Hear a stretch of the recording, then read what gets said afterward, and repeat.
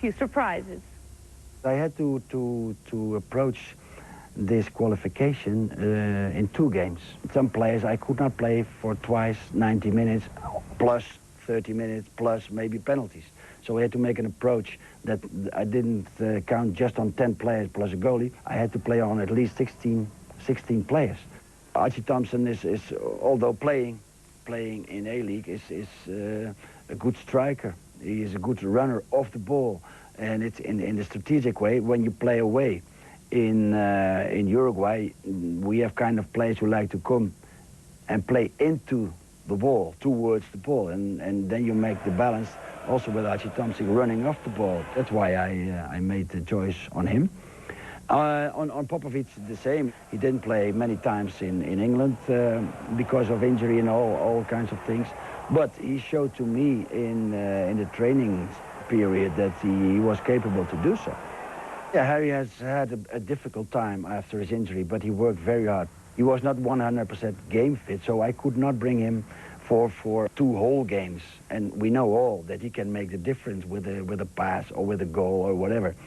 I played him the first game because he can be dangerous, but he's always having the threat to harm the opponent. That's why he played. He sees things that other coaches don't see in a player and in a team. You know, he gets players to play a system. He knows what he wants out of every player, and he puts it, you know, the nail on the head. After the game, I saw the glint in your eye, and you were very confident. You'd lost the match 1-0, but you gave me the impression that you felt that this was maybe something you would have accepted before a ball was kicked, and that you felt Australia had a real opportunity of qualifying. Yeah, mixed feelings because, of course, when you go to Uruguay, seeing their record against Brazil, against Argentina, whoever, all good records, and we make a 1-0 defeat, then you say on forehand, okay, but seeing the game, and that's why I could not cope with all the congratulations afterwards.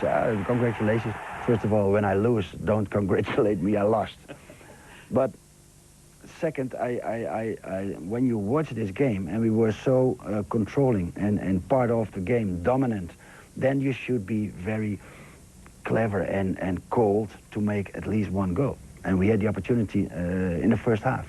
And that's why I was mixed feelings, half happy with 1-0, which you can overcome.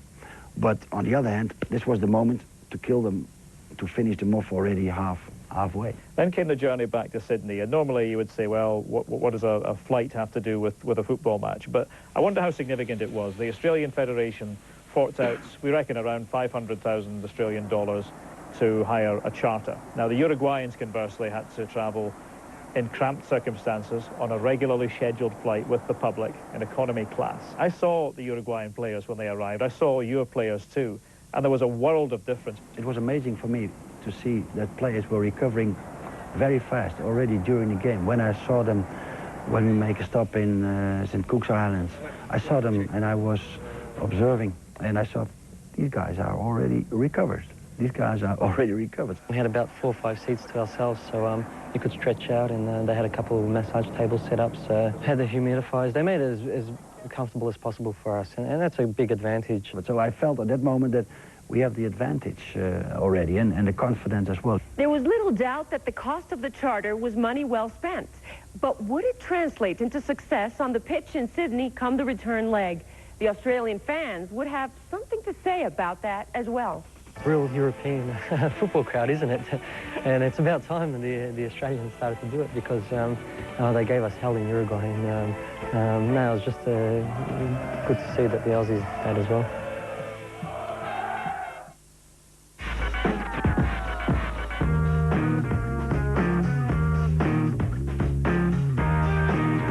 Where Australia's World Cup fate was about to be determined, every Australian, it seemed, was jumping on the Socceroos bandwagon. In Sydney, that the atmosphere was building up even a couple of days ahead of the game. It had almost reached fever pitch. I think that this crowd understood what the players needed, and sometimes the crowd is underestimating itself by cheering or by booing negatively what the consequence is. But in this case, I think the crowd did a hell of a job to help this team.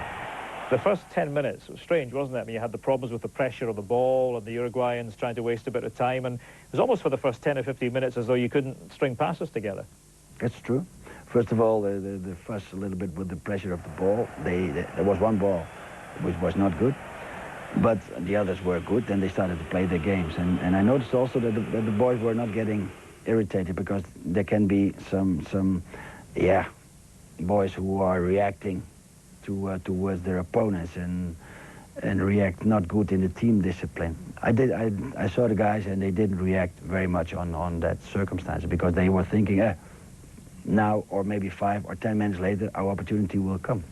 Just around the half-hour mark, Tony Popovic got a yellow card. He was having a bit of trouble with Recoba, and almost 2 minutes later, I think it was, you made the substitution. Harry Kewell was ready. On he came. Could you have imagined that he would have that sort of immediate impact? Not immediate. I was aiming to bring him later on in the game. But when he came in, of course, we managed to play even more in an attacking way.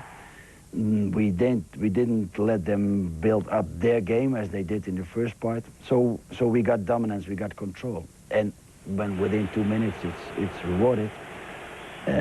But also Harry tried to flick it in with his right foot. Was it a bit of luck, wasn't it? It was a bit of luck, but you needed luck. When you go into the box like that, you get your luck. You get your luck, and happily Bresciano was very alert. So it was all part of a bigger plan. Yeah, but it's football. I'm realistic enough that in the first part also, having Harry or not, we had also a little bit luck, and where we go by got a big chance. So don't forget that in all the success.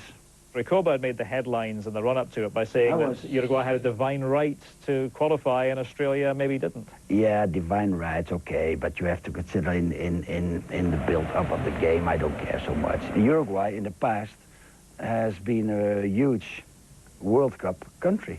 You have to respect it. Their history is bigger than Australian history, that's true. But that's not a right, that's not a right.